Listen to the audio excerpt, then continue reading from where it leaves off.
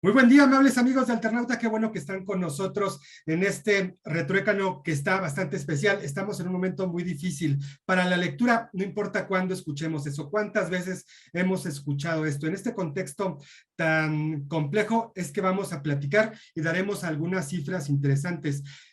Nos llama mucho la atención que hay emprendimientos que apuestan por la lectura en este país. El día de hoy hablaremos de este tema y tenemos un gran invitado, pero antes le doy la bienvenida a Juan Jesús García, quien será parte de esta discusión. ¿Cómo estás, Juan Jesús?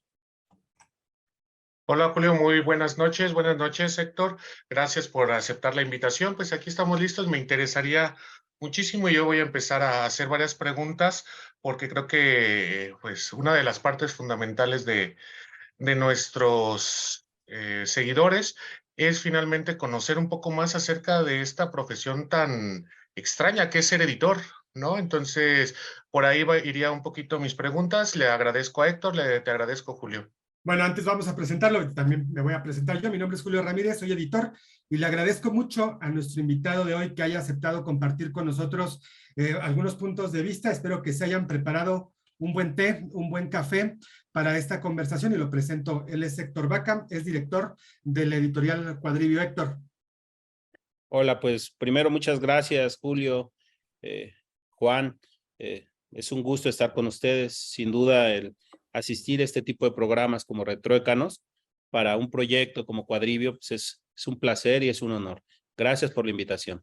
Oye, te agradecemos mucho y hemos seguido tu proyecto, nos llama mucho la atención en este momento, digo, bastante difícil empezar a hacer una editorial. Platícanos un poco de las características de la oferta en general, preséntanos tu proyecto. ¿Qué es Cuadribio? ¿Quiénes están? ¿Y cómo trabajan? Muy bien, pues les cuento, Cuadribio este año va a cumplir 10 años, una década de hacer libros. Es una editorial independiente. Wow.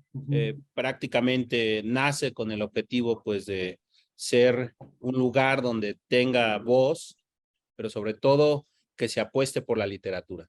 Es decir, eh, hay muchos géneros que están lejos de estos grandes grupos editoriales que no se publican, como es el cuento, como es el aforismo y la poesía.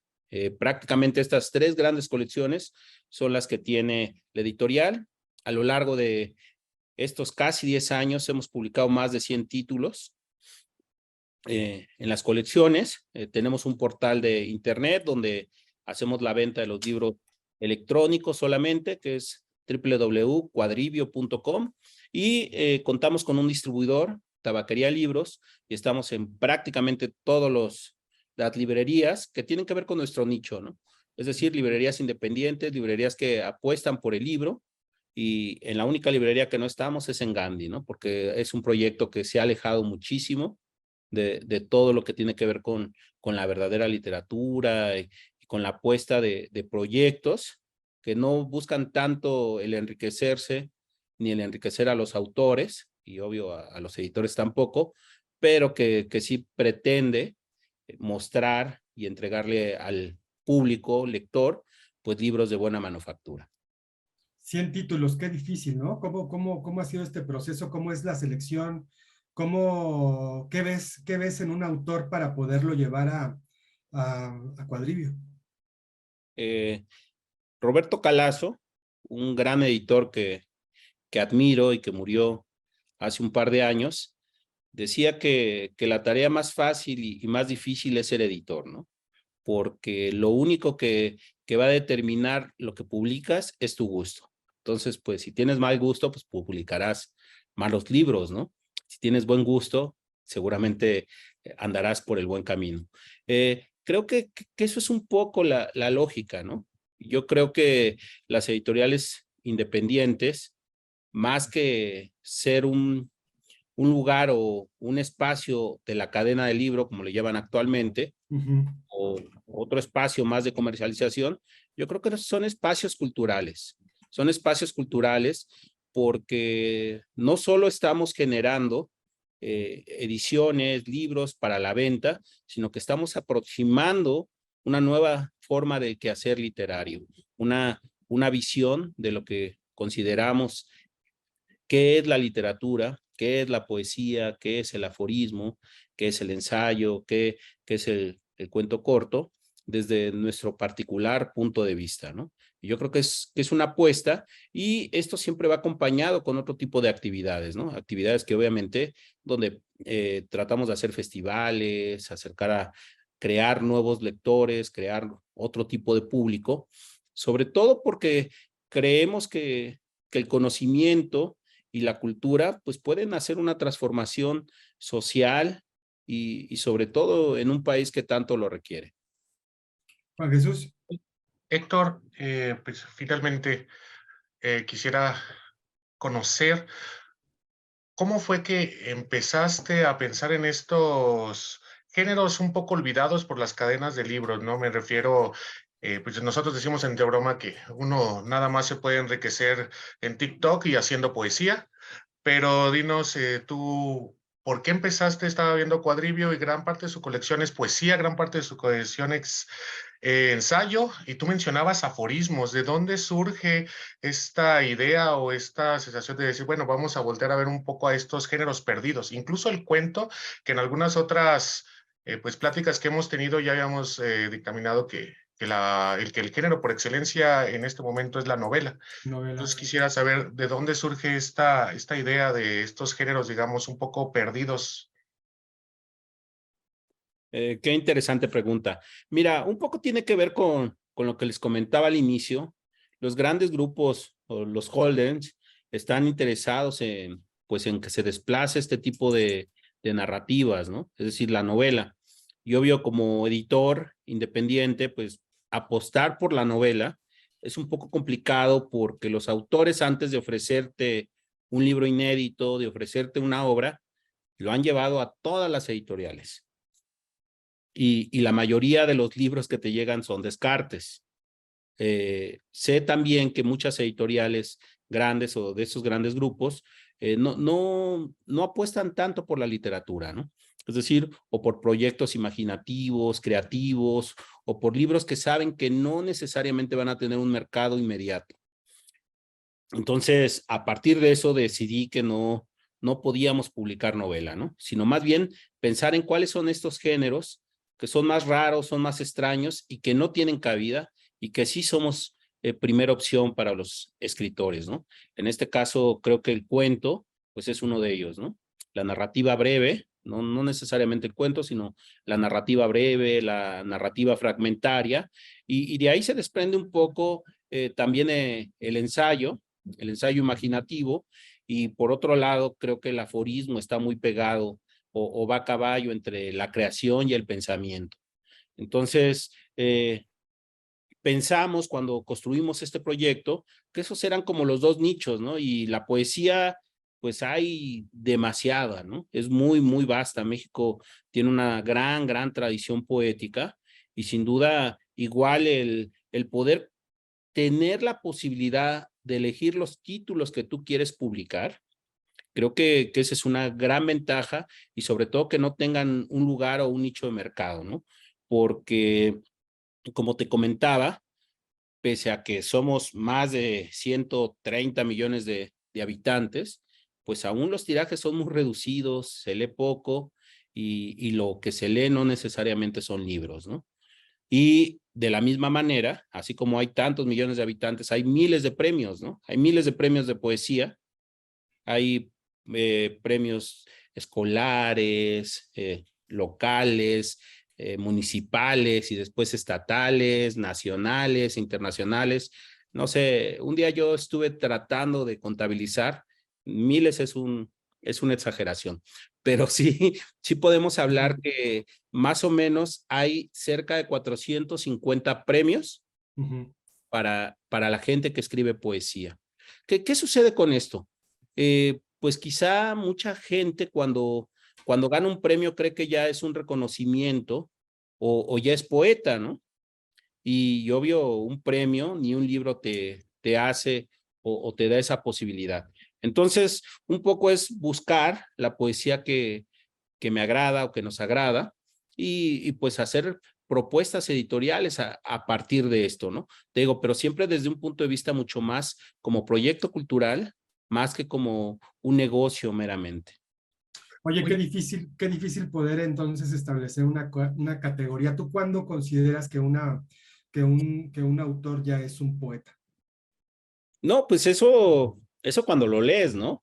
Es decir, cuando tú lees un libro de poesía y, y el libro prácticamente representa estilos que son avejentados o que el autor no tiene un buen cuidado del lenguaje o está lleno de rima inconsciente, de ripios, de partículas que no son propiamente poéticas, pues, pues los libros se van decantando por sí mismos, ¿no? Entonces, eso no significa que tenga una visión unívoca. Por ejemplo, los últimos años, los últimos 20, 30 años, hay escritores que han sido como muy marcados, sobre todo por Anne Carson, por Lowell, por Simic, por autores que hablan de lo cotidiano, ¿no? Sin embargo, cuando poetiza sobre lo cotidiano, pues también es todo un reto, ¿no? No solo es decir como esta autora que está en TikTok y sastre, ¿no? Y que vende muchos libros y que pone una idea y que dicen que es poesía, ¿no? O sea, tener una idea, pues no es poesía, ¿no? La poesía se construye desde otra parte, es decir, la poesía es el ser, es lo que nos da sentido y significado, es lo que nos ata a este mundo, pero además nos permite pensar en otras muchas cosas. Entonces creo que cuando uno se aproxima a un libro y encuentra esas particularidades, pues puedes decir es poesía, ¿no? Es muy complicada tu pregunta Es porque compleja, sí. pareciera muy subjetiva, pero la verdad es que es demasiado objetiva. Así. Héctor, ¿y cómo logras, en este mundo que poco a poco lee menos, cómo logras que sea sustentable?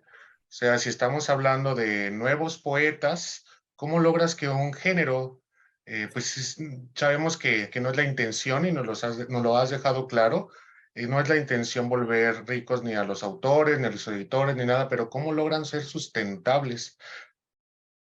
Pues mira, creo que todo tiene que ver con golpes de suerte, tesón e insistencia, ¿no?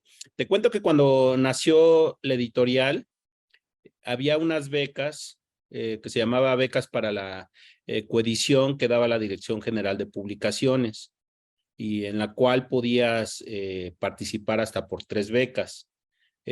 Por fortuna, durante 5 años que existió la beca, obtuvimos ese apoyo.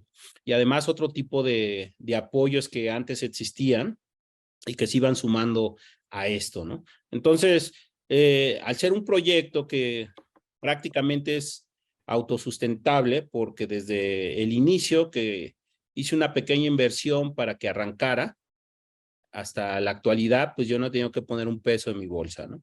Es decir, siempre los libros se han vendido, se han acabado, han tenido alguna beca y conforme vas teniendo cierta consistencia y cierto reconocimiento, pues también puedes participar en otro tipo de proyectos, ¿no? Eh, la editorial ha recibido varios premios internacionales para traducciones, sobre todo, del Instituto Goethe, de la Casa Francia, del Instituto Camoens, entonces, del Alto Austria. Entonces, estas becas pues se han ido sumando y te van dando dinero y posibilidad de continuar con los proyectos, ¿no? Y obvio también pues las ventas que vas generando y sobre todo con la generosidad de muchos autores, ¿no? Porque un autor sabe que cuando publica en una pequeña editorial, pues les vamos a pagar prácticamente con libros y sé que no es lo correcto, pero es un esfuerzo que hacemos ambos para poder mantener en circulación este tipo de literatura, ¿no? Al principio, perdón, Héctor, mencionabas que somos pues ya más de 130 millones de habitantes y que los tirajes son muy pequeños. En promedio, ¿cuánto es un tiraje en una editorial independiente? Mira, todo ha cambiado, es decir, de hace 10 años ahora, hasta nosotros hemos cambiado, ¿no? Pero te cuento que cuando nació Cuadribio, yo la pensé como una editorial híbrida, donde la principal apuesta fuera la venta de libros electrónicos pero el peso cultural del libro como papel, con esta materialización, pues es importante, y a los autores como que no se sentían autores o no se sentían que habían publicado un libro, si solo eran bytes, era algo inacible, ¿no? Entonces, al principio empezamos a hacer tirajes cortos de 200, 300 ejemplares, y el libro siempre han estado disponibles en la web, porque uno de los grandes problemas que tiene la industria editorial pequeñita es que no está regulada y no estamos registrados. Muchos no se registran, no pagan impuestos, no están dados de altas en el padrón de proveedores. Es decir, legalmente no se constituyen, y Cuadribio sí está constituido como tal, ¿no? Entonces, eso te facilita la posibilidad de concursar, de hacer todo como una pequeña empresa. Y este proyecto, como te cuento, al inicio lanzábamos ese tipo de tirajes, después con los apoyos de las coediciones llegamos a tirar hasta 2,000 ejemplares en algunos títulos, ¿no? Pero la coedición prácticamente consistía en la compra de libros. La Dirección General de Publicaciones te compraba 1,000 ejemplares y tú te quedabas con 1,000. Obvio, de esos son de los que más tengo, porque vender 2,000 títulos de un autor es muy, muy complicado, ¿no? Y los últimos 3 años, a partir de la pandemia, realmente creo que hemos sobrevivido muy pocos, porque no todos estaban preparados para no vender libros físicos.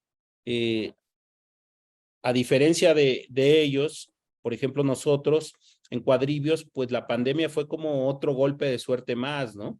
Vendimos mucho más libros electrónicos y cambiamos el modelo de negocios. En la actualidad, los tirajes que estoy haciendo son muy cortos, de 150, 200 títulos impresos, y el resto lo hago con impresión bajo demanda. ¿Qué significa esto?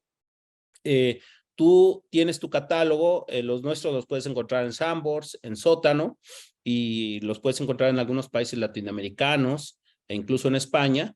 Tú compras el libro y 15 días después te llega tu ejemplar físico. Entonces, el margen de ganancia es muy, muy, muy pobre, ¿no? Pero no es tan diferente a la inversión que se hacía por lo que te cobraban las cadenas establecidas por la comisión cuando tú vendes un libro. Aproximadamente de cada 100 pesos de un libro, tú terminas con una ganancia de 30 pesos. Es lo que te van a pagar a ti, 30 pesos. Luego entonces, si le quitas los costos de producción, lo que pagas de derechos y todo, pues en realidad no tienes ganancia, ¿no? Y ahora con este nuevo sistema, más o menos estamos igual. Es decir, el 25% de la venta se le da a la editorial. El otro 75% se queda entre quien lo fabricó y quien lo distribuyó. Entonces, a mí me parece que este es el nuevo sistema de venta a detalle, que nos favorece mucho porque tú puedes seguir imprimiendo, tú puedes seguir teniendo libros en físico, libros en línea, y que además te permite estar en todos lados, ¿no? Obvio, requieres otro tipo de trabajo, sobre todo en redes, hacer mucho más marketing para que los libros se den a conocer y se estén moviendo en todas partes, ¿no? Entonces, te vas a ir adecuando y por ese camino es por donde va la editorial, y por eso te digo que hace 10 años difícilmente yo hubiera pensado que iba a ser un título, iba a tirar 100 ejemplares físicos para poder dar a prensa, para llevar algunas editoriales, para poder vender a bibliotecas. Es decir, tratar de colocar estos 100 ejemplares rápidamente, y lo demás pues tendrá que ser a cuentagota, como siempre ha sido, ¿no? Oye, entonces, hablando de margen de ganancia, digamos que te va a dejar mucho más o más margen de ganancia una impresión que tú tengas y que solamente pagas el envío de estos 150 que dices que tienes, o hay más, o hay más margen de ganancia en la impresión bajo demanda. En realidad no hay ganancia. Es decir, esa es la realidad. No hay ganancia. No hay ganancia porque solo tú tienes el 25% mis libros son muy económicos. Mi título más caro cuesta 250 pesos, pero por lo regular están entre 150 y 200 pesos. Luego entonces, entre el envío, la producción y el margen que nos queda para la editorial, pues es muy poquito, ¿no? Por ejemplo, por cada libro son 50 pesos.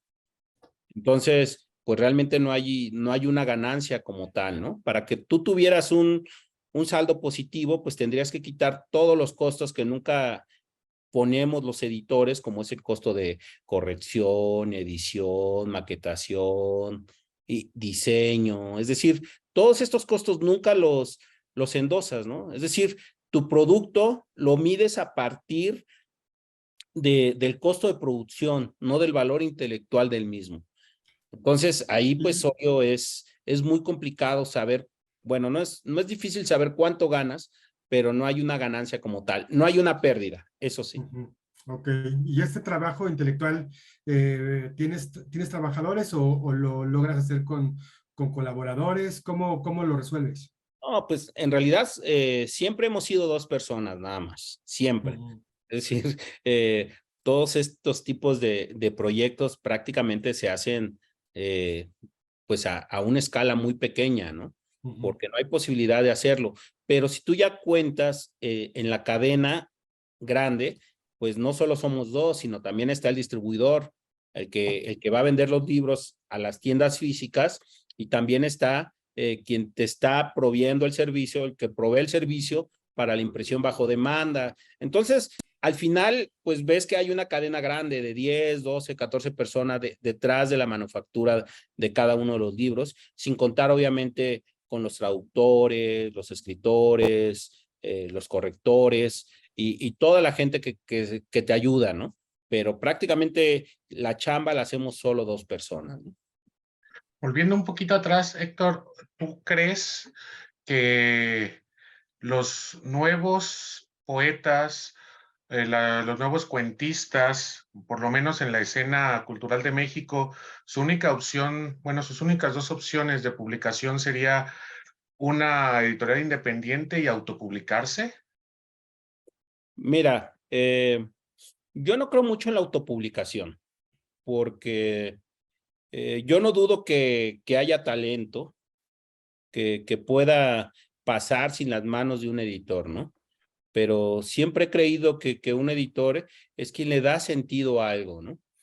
Con quien puedes dialogar, con quien puedes realmente saber cómo está funcionando el ritmo de un libro, ¿no? Porque hacer un libro es como hacer una obra de arte, ¿no? Es decir, tienes la masa, pero hay que moldearla, hay que saber si la intensidad de, no sé, hablando de poesía, si los poemas se van comunicando, cómo lo vas moldeando y al final hasta qué título le vas a poner, ¿no? Entonces, creo que muchas veces la autoedición tiene que ver más con un sentido de la gente que está deseosa por publicar, que quiere ver publicado algo sin que necesariamente tenga la calidad para publicarse. Es decir, no todos podemos ser astronautas, ¿no? Ni no todos podemos ser lo que deseamos ser. Podemos ser entusiastas y no está mal, pues, pero creo que así como hay escritores profesionales, hay editores profesionales que van a conducir a este tipo de obras que lleguen a un mejor puerto, ¿no? En el caso de la autopublicación. Y yo creo que siempre los escritores buscarán este tipo de espacios porque creo que son sus espacios naturales. Yo te cuento un caso. Hace cerca de 8 años hicimos una convocatoria para que jóvenes de no más de 30 años nos mandaran sus poemas y hacer una pequeña antología que se llamó Poetas Parricidas. Generalmente la gente cuando hace editoriales independientes pues busca vivir del editorial, ¿no? Es decir, busca a veces hasta sacar jugo de ahí de los autores y hago una antología y a ver cuántos poetas voy a meter, 30, entonces a cada autor le voy a vender 50 libros y ya hice negocio redondo, ¿no? Eso no hace Cuadribio. Es decir, Cuadribio difícilmente le vende libros a sus autores porque ese no es mi negocio y serían los libros de autor más baratos del planeta. La idea es que lleguen a otras personas, que se lean, que se comenten. Y regresando un poco a esta parte de poetas parricidas, nosotros publicamos a 30 jóvenes de todo el país. Nos sorprendió mucho porque hicimos un llamado a través de redes sociales y nos llegaron más de 450 trabajos. Y en ese momento, pues obvio, yo solo soy un entusiasta, yo no soy escritor, ni mucho menos. Y si yo hubiera seleccionado los poetas o los poemas que me gustaban, pues hubieran dicho, pues la hizo Héctor, ¿no? Pues, igual tiene buen gusto, igual no. Y para quitarme de esa tentación, invité a algunos amigos, entre ellos a María Baranda, Armando González Torres, Armando Oviedo y a Luigi Amara, que son poetas de diferentes generaciones y son los que al final hicieron la criba de lo que publicamos. Pero de estos chicos que publicamos en la actualidad, pues hay varios que ya se han ido consolidando, ¿no? Por ejemplo, Cleo Mendoza, una chica que ahora publica en Almadía, que le ha ido muy bien, que dicen que su nueva novela, porque además han incursionado en otros géneros, que se llama Furia, pues es la nueva Rulfo mexicana, ¿no? Y anda por todos lados. Y como ella, hay varios poetas más pues que realmente han seguido trabajando, ¿no? Han seguido trabajando y han ido consolidando su voz. Entonces, creo que ese es el trabajo principal de una editorial. Construir a partir de un equilibrio entre gente que ya lleva un camino recorrido y voces nobles, un catálogo suficientemente interesante, pero que además sea un aporte cultural, ¿no? Que no sea una anécdota nada más. Oye, para ti, a final de cuentas, digamos, este tipo de experiencias, pues ha resultado en algo padre, ¿no? Algo bueno de contar. Pues sí, la verdad, porque creo que son proyectos o sueños de vida, ¿no? Es decir, yo siempre quise ser editor de libros, pero cuando me llegó la oportunidad de incorporarme al Fondo de Cultura Económica como editor, yo ya trabajaba, mi profesión, he sido periodista durante casi 30 años, pues ya no me podían pagar lo que yo aspiraba a ganar. Entonces dije, pues ya no me puedo dedicar a editar libros, ¿no? Porque además, pues cuando uno sueña con editar libros, pues sueñas con crear un catálogo, que tu catálogo único pues sean todas estas voces que van reuniéndose y que además pues reflejan un poco tu gusto por la literatura. Y pues obvio, el poder concretar este tipo de sueños, pues es muy padre, ¿no? Te cuento, ahora mismo acabamos de sacar un libro se los voy a presumir, de Pascal Quignard, ¿no? O sea, Pascal Quignard es un súper escritor francés. Esta pequeño obra, muy a la Quignard, es decir, no es poesía, tampoco es narrativa, sino más bien es un poco de ambas, ¿no? Pues incluirlo dentro de nuestro catálogo, pues para mí es maravilloso, ¿no? Es estar muy satisfecho porque sé que el hecho de que autores tan importantes quieran publicar en nuestra editorial, pues es increíble, ¿no? Y otro de los libros que también te puedo presumir es Don Patterson. Don Patterson es un aforista escocés, que es la primera obra que se traduce al español de él. Es un gran poeta, tiene todos los premios habidos y por haber en Reino Unido y por primera vez se publica en español. Y lo mismo pasa con otra autora, que es Mónica Ring. Con este libro obtuve la beca Goethe. Entonces, Mónica Ring es una escritora, aproximadamente 50 años, de Alemania, y que puedes traer y que realmente compartir con otras voces de otras latitudes pues a la fiesta literaria de México, ¿no? Y es un poquito lo que creo que a veces uno busca, ¿no? Es decir, publicas autores nacionales, pero también vas publicando autores internacionales que son de tu gusto y que sabes que tienen un impacto importante dentro de tu catálogo, ¿no?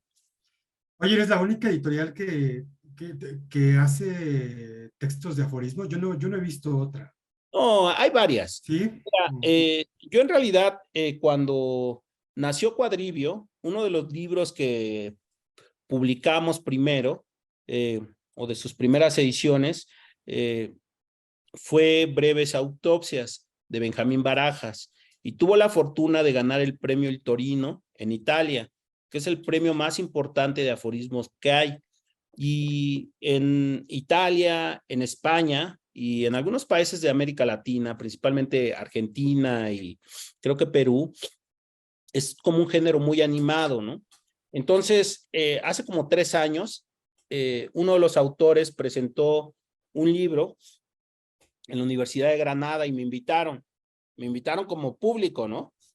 Y yo ya había publicado algunos otros libros de aforismo. Y de repente cuando llego, pues la gente conocía la editorial, me conocía a mí, y pues fue algo sorprendente que en España estuvieran tus libros, ¿no? Porque pues prácticamente no salen, ¿no? No es tan fácil que salgan de México. Entonces dije, pues es un género que realmente tiene una viveza y que además tiene una gran tradición, ¿no? Pareciera que el aforismo tiene que ver más con estas instantáneas del tweet o de redes, pero pues en realidad el pensamiento está construido de manera aforística, ¿no? Y si te quieres remontar, pues está Heráclito, antes de llegar a Lichtenberg o a estos grandes aforistas como Nietzsche o Cioran o no sé, o todos los que puedes encontrar, ¿no? Entonces, creo que por ahí decidí trabajar un poco este género, pero hay varias editoriales que hacen bien también esta labor y que están dedicadas al aforismo. Es un poco complicado porque, te digo, a veces la brevedad se confunde con estas instantáneas de pensamiento que muchas veces tenemos y que la gente anota y que cree que son aforismos, ¿no? Pero el aforismo de verdad es un género muy complicado. Es un género que tiene que ver con el pensamiento, con la agudeza, con la poética, o sea, y cuando tú los lees, wow, o sea, tú lees a Don Patterson y te sorprendes con esta belleza que tiene el lenguaje, la palabra, la estructura, pero sobre todo la capacidad de que en pocas palabras, y no necesariamente en pocas, porque a veces un aforismo puede ser de 1 a 2 páginas, es capaz de llegar a una profundidad grande, ¿no? Sí. Héctor, estaba revisando la página de Cuadribio y veo que hay una sección de videoteca. ¿Qué tan importante crees tú que sea que pues existan estas secciones donde los propios autores leen sus obras? ¿Cómo les ha funcionado? ¿Cómo va en su página de YouTube? Mira, ese fue un experimento que hicimos porque teníamos, en la editorial ha pasado como mucha gente, ¿no? Que viene, nos presenta proyectos y pues nosotros si nos gustan los acompañamos. Y en este caso era un grupo de cine que querían hacer algunos videos y entonces nos propusieron si queríamos hacer unos videos sobre los libros y si te das cuenta son pequeños cortos y pues nosotros los animamos y los hicimos y la verdad es que les va muy bien. Están en Vimeo porque como eran muy grandes y además los grabaron así como con toda la producción y todo el rollo, pues nos gustaron mucho, pero ya no hemos encontrado quién más se anime a emprender este tipo de proyectos, ¿no? Pero pues creo que un poco el libro se encamina a otros momentos, ¿no? Es decir, creo que después de 500 años de tradición del libro, como lo conocemos, porque en realidad, pues este libro no dista mucho de la Biblia que por primera vez imprimió Gutenberg y que después Aldo Manuncio, pues lo transformó, es decir, Aldo Manuncio pues le dio el corpus, ¿no? Que conocemos como tal, y el libro no se ha modificado mucho en 500 años, pero yo sí creo que la era tecnológica, la inteligencia artificial y todas estas nuevas cosas que llegan con la tecnología, pues obligarán a una transformación del libro. Y no lo digo yo, es decir, es algo que está sucediendo. Creo que los libros tienen que pasar a otro formato. No necesariamente tiene que desaparecer el formato físico, te digo, por el peso cultural que tiene, pero sí creo que la materialización no necesariamente ya tiene que ser en esta forma, ¿no? Y creo que la parte audiovisual será un factor muy importante para la creación de los nuevos libros, pero en la actualidad es muy costoso. Yo presenté durante mucho tiempo un proyecto que nunca me aceptaron porque estaba muy caro, que era hacer Primero Sueño de Sor Juana. Entonces hacer un libro electrónico digital de Primero Sueño. Entonces era ilustrarlo, meter animación, además de que no solo estuviera en español, sino que estuviera en inglés, en francés, 3 diferentes voces, que si tú querías en algún momento que una estrofa te la explicara un experto, pues podías tener 3 expertos y realmente hacer un libro, pues multitouch, yo le llamo, ¿no? Donde tú puedes ir navegando, pero como decía Marshall McLuhan, pues los medios se volvieron extensiones de nosotros. Entonces creo que los libros se volvieron esta extensión como los smartphones, donde pues son prácticamente esta extensión del tacto, del sentido, ¿no? Entonces, creo que hacia allá van los libros, es decir, Oye, a una transformación digital completa. esta idea de un libro que tenga imágenes, video, entrevistas, que tenga todo, no sé si sea rentable. ¿Qué precio tendría? Muy, muy caro porque es casi como hacer una película de cine, porque De además ese de, tamaño. sí, porque yo más o menos calculaba que Primero Sueño me podía salir como en 1 millón, 1,5 millones de pesos, porque necesitas obviamente diseñadores, programadores, ilustradores, animadores, Más o menos, ¿cuánta gente se necesita? 40, 50 personas para estructurarlo. Durante Entonces, en un periodo de cuánto tiempo lo tienes? yo creo que en un año aproximadamente. Ok. O sea, te digo, es casi como hacer una película pequeña, ¿no? Y bueno, y aquí sobre un poema que estaba libre de derechos, que tenía un estudio maravilloso que después publicó el FOEM en, en el Estado de México. Hicieron un libro muy hermoso con un trabajo bastante digno y muy bien documentado de un buen amigo, Alejandro Soriano Valle, que es un gran experto de Sor Juana. Entonces era como reactualizarlo, ¿no? Porque la versión canónica pues era la de Plancarte, ¿no? Entonces era un poquito ir hacia adelante, ¿no? Porque conforme ha cambiado, es decir, el español se ha transformado, la forma en que apreciamos todo, creo que muchas veces esa es la diferencia que hace, es como cuando leemos una traducción, ¿no? Ujú.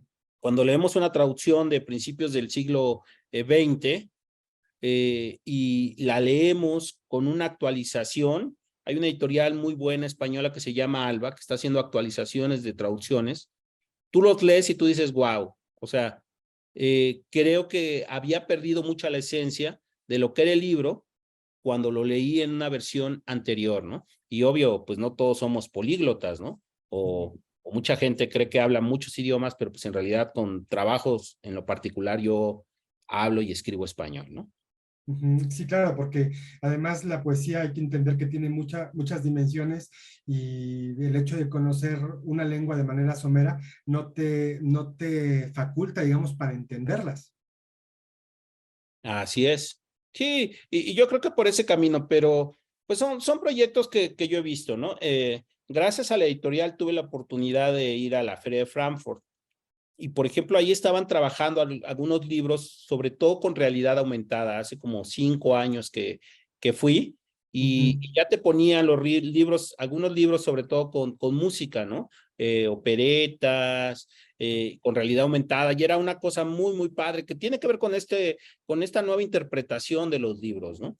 Creo que hasta el momento no hay una experiencia como tal de cómo va a ser el libro del futuro, cómo es el libro del presente, porque además estamos embarcados como los decimonónicos, ¿no? O sea, no se daban cuenta que estaban a una velocidad diferente, pero, Claro. pero realmente vivían queriendo representar el Renacimiento y andar a caballo cuando ya estaban prácticamente subiéndose al avión, ¿no? Entonces yo creo que nosotros tenemos que pensar, hace un ratito comentaba lo de la realidad aumentada, lo de la inteligencia artificial, pues hay otras tecnologías que van permitiendo muchísimas cosas, ¿no? Y que también nos obligan como editores a repensar cuál es nuestro papel, cuál es la figura del editor en este proceso de creación que es un libro, ¿no? Porque curiosamente, eh, los editores no estamos en ninguna esfera intelectual real, ¿no? O sea, si tú buscas en el Sistema Nacional de Creadores, sí premian a un director de teatro, ¿no? Pero ¿por qué no premian a un editor? O sea, ¿cuál sería la diferencia entre dirigir una obra y editar un libro? No hay ninguna. Es decir, no hay ninguna porque igual que ellos, es decir, nosotros le damos sentido a algo, creamos, construimos con el autor un nuevo aparato cultural. Entonces, pero realmente el editor está desaparecido, ¿no? Está borrado. ¿Por qué? Pues porque obviamente pareciera que no existe dentro de los procesos creativos, ¿no? Como si hacer libros no fuera un proceso creativo en sí mismo. Ok. Oye, Héctor, yo ya para finalizar mis intervenciones quisiera hacerte dos preguntas y pues una recomendación. Las primeras dos preguntas la primera pregunta, perdón, ¿cuál es la diferencia? Porque cuando le dicen a una persona editor, pareciera que le están diciendo corrector de estilo. O sea, una persona que no esté inmiscuida en un mundo literario, que quiera empezar, le dicen editor, corrige errores de ortografía, errores de sintaxis, ¿no? Entonces, para muchas personas eso hace un editor y se olvida de esta parte creativa. Dos, ¿cuál sería entonces el reto de los editores para este presente que se avecina? Y finalmente, tres recomendaciones que nos darías de tu catálogo en Cuadribia. Bueno, primero te contesto la primera pregunta. Eso me pasa a mí profesionalmente. Es decir, cuando tú solicitas un editor, pareciera que los editores solo saben hacer ciertas cosas, pero yo creo que los editores tienen un cajón de herramientas grandes, muy, muy grande. Es decir, un editor no solo sabe cuestiones ortotipográficas, sino además tiene una instrucción mínima general, pues en los temas que van a versar sus libros, ¿no? Es decir, si publicas poesía, pues al menos debes de tener ciertos elementos que te permitan distinguir entre lo que es y lo que no es. Y lo otro, pues que también tienes que estar acompañados, te digo, este cajón de herramientas, pues tiene que ver con saber un poco de tipografía, de diseño, de materiales, es decir, inmiscuirse en todos los procesos materiales e inmateriales de la realización de un producto. Y a mí cuando me preguntan qué es ser editor, pues es darle sentido a algo, ¿no? Cuando tú eres capaz de darle sentido a algo, pues estás creando un relato sobre el relato, ¿no? Entonces, eso es lo que hace un editor, darle sentido a algo que vas a editar. Un corrector de estilo tiene otra función y otra vocación, ¿no? Hay correctores que son bastante aseados, por decirlo de alguna manera, pero que su trabajo se limita a ese, ¿no? Es decir, no vas a ver si la obra tiene valía o no tiene valía, si es interesante o no es interesante, sino pues solo hacen su trabajo.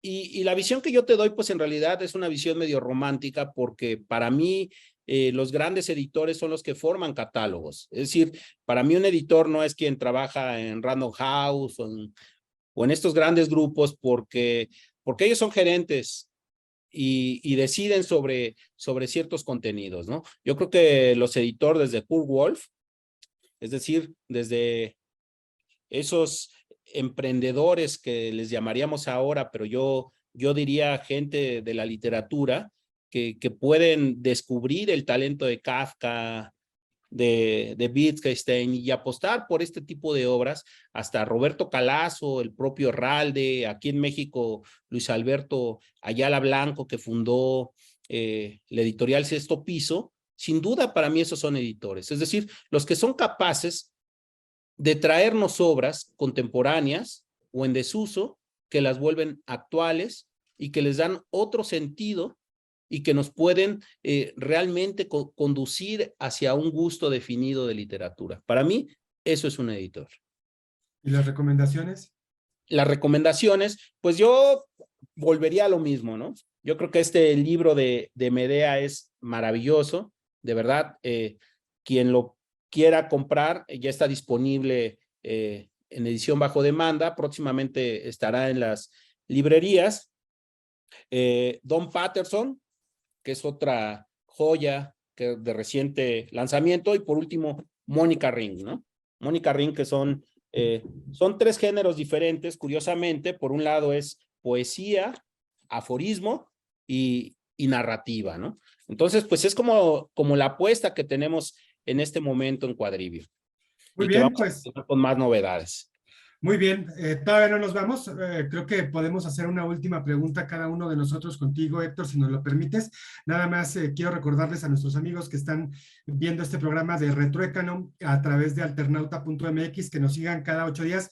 Aquí vamos a tratar de tener conversación acerca de libros y trataremos de conseguir también personalidades dentro de la industria y también, bueno, dentro de las editoriales independientes. Te agradecemos mucho, Héctor, y yo sí me gustaría hacerte el siguiente planteamiento, ahorita que está tan de moda la inteligencia artificial, que sabemos que no es nueva, pero ahorita ha impactado en varios sectores, entre ellos pues,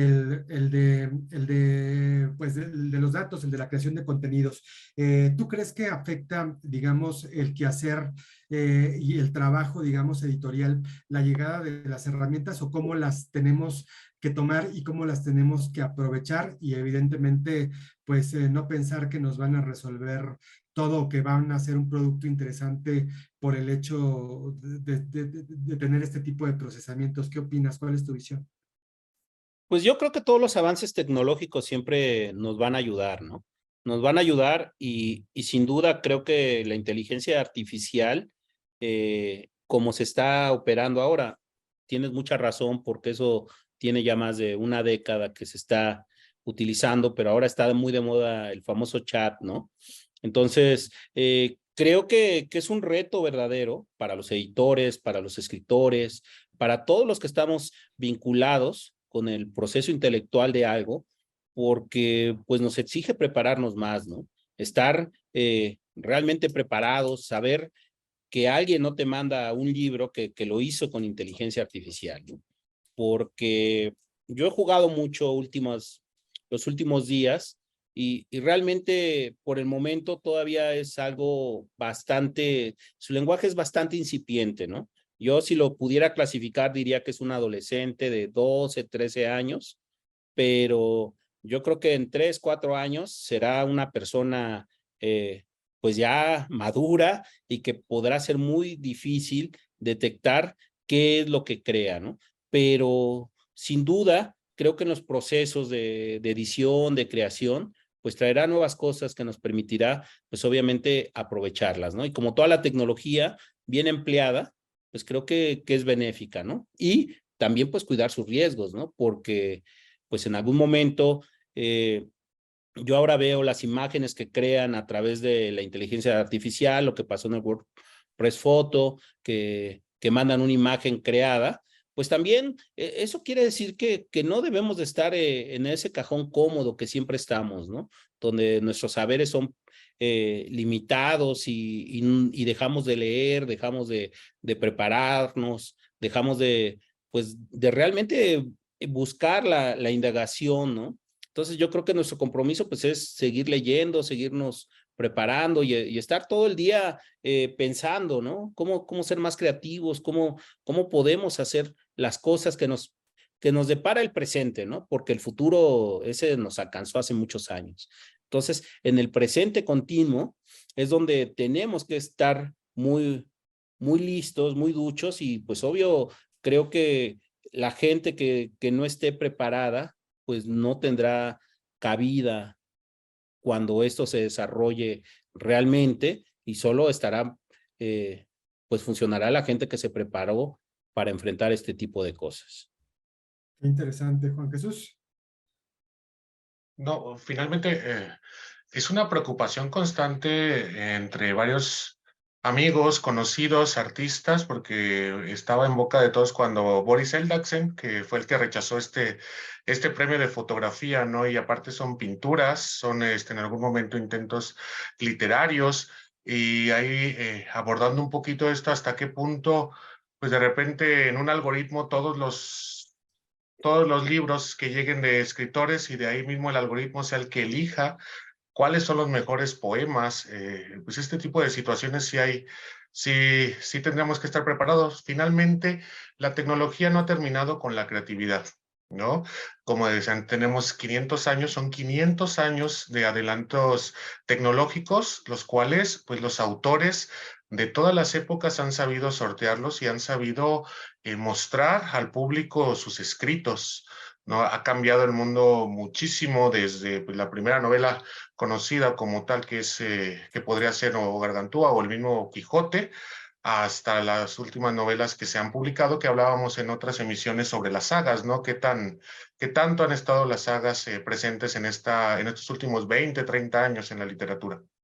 Yo finalmente quisiera agradecerte, Héctor. La verdad ha sido una charla muchísimo más rica y expresiva de lo que yo me esperaba. La verdad, ojalá varios de nuestros seguidores pudieran verla, seguir Cuadribio y tenerte en otra ocasión para algún tema más en específico. Te agradezco, Héctor, esta plática en esta noche de mayo. Muchas gracias. No, pues al contrario, Julio, Juan Jesús, para mí es un gusto y de verdad un honor estar en Retruécano. Y solo déjame comentarte algo. Las sagas no son tan novedosas, es decir, provienen de la literatura artúrica, ¿no? Es decir, de esta cosa que se le llama Edad Media. Tolkien, por ejemplo, pues era uno de los grandes expertos en toda la Vulgata artúrica, y pues es donde se construyen estos mundos, ¿no? Pero creo que la literatura sigue preguntándose y trabajando sobre las mismas cosas que se pensaron hace más de 2500 años. Es decir, Homero sigue estando presente. Cuando tú ves la poética de la Ilíada y después va recorriendo otros géneros, creo que el factor humano siempre va a ser algo que se va a distinguir, ¿no? Y las grandes obras siempre van a perdurar mientras se continúen leyendo y mientras que hablen sobre las cosas que nos interesan, ¿no? Que es la condición humana, que al final es por lo que siempre vamos a estar recurriendo a esta literatura anterior, porque es la casa donde todos vivimos, ¿no? Cómo las vamos estructurando hacia adelante, pues es una manera más imaginativa, ¿no? Pero se ha declarado la muerte de la novela hace 40, 50 años, se ha declarado la muerte de la poesía, cuando Adorno dice cómo poder seguir escribiendo más poesía después de Auschwitz. Es decir, al final creo que la creación, la literatura y todo lo que tiene que ver con el arte, pues es parte de la condición humana. Y yo creo que mientras continuemos preservando esta inteligencia, pues más allá de todos los avances tecnológicos, pues habrá gente muy talentosa que aporte, que sea capaz de mirar su tiempo y de transformarnos y de contarnos estas nuevas cosas que después otros leerán y se reflejarán en ellos, ¿no? Y bueno, pues no les quito más su tiempo. Muchas gracias y buenas noches, chicos. No, pues te agradecemos mucho y Gracias. muchas gracias por darnos esta visión, por decirnos que existe algo más allá de lo que es el mercado tan rimbombante y tan espectacular. Hay algo también que tiene mucho de interesante y qué bueno que nos estás haciendo esta invitación a descubrirlo. Así es. Invitamos a todos Perdón, nuestros... hay nada más, bueno, te agradezco habernos ahondado en esta cuestión de las sagas. Es que sí, el auge pues sí lleva 25, 30 años, ¿no? Como tal, en toda esta cuestión, pero sí tienes toda la razón en esa anotación. Gracias nuevamente, Héctor. Gracias, Julio, siempre es un placer estar contigo. Pues un placer, te agradecemos mucho, Héctor, y le recordamos a nuestros seguidores que por favor nos den suscribirse y aquí estamos en 8 días para seguir hablando de libros en Retruécano. Muchas gracias, un placer. Gracias, buenas noches.